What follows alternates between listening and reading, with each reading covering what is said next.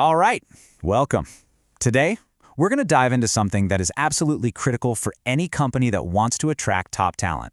We're going to look at the classic playbook for employer branding, and then we're going to show you why, if you're still using it by 2026, you might be in some serious trouble. You know, this quote, it really nails the heart of what we're talking about today. A powerful employer brand isn't just a list of perks and benefits. It creates an emotional pull.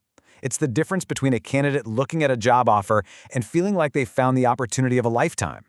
That's the emotion part. That's what makes people act.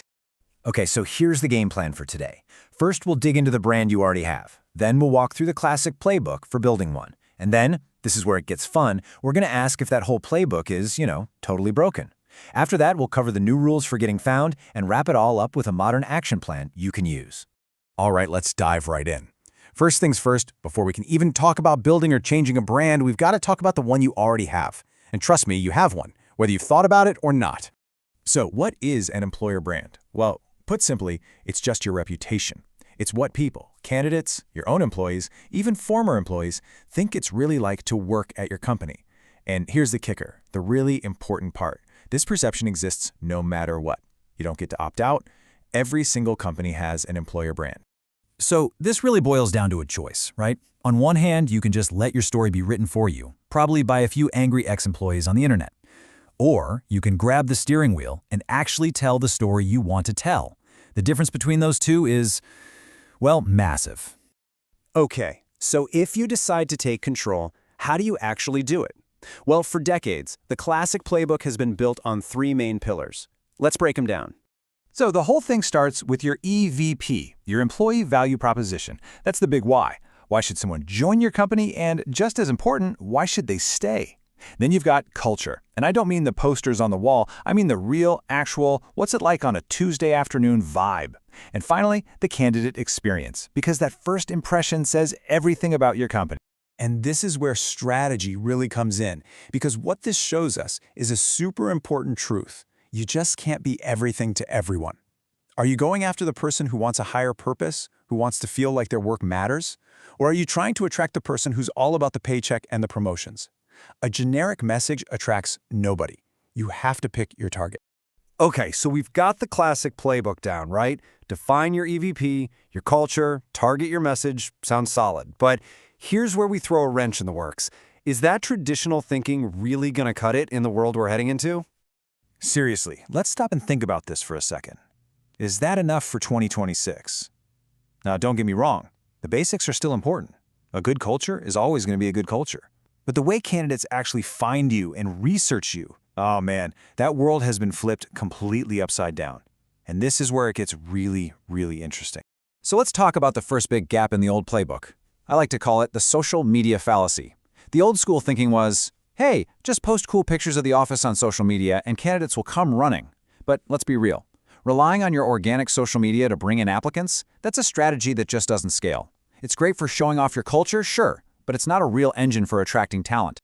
And that leads us straight into the second and arguably even bigger problem. So many of these classic strategies have this massive blind spot. They focus on looking good, but they completely forget about the nuts and bolts of how people actually find jobs. We're talking about SEO, Google for Jobs, the big aggregators. It's like having the most beautiful store in the world, but it's hidden down a dark alley with no sign. If people can't find you, it doesn't matter how great you are. And now for the big one. The one that's a total game changer, and frankly, a really dangerous blind spot if you're not paying attention. AI. Think about it. Candidates today aren't just scrolling through your careers page. They're firing up ChatGPT and typing, hey, what's the culture really like at Company X? Summarize the good and the bad from reviews.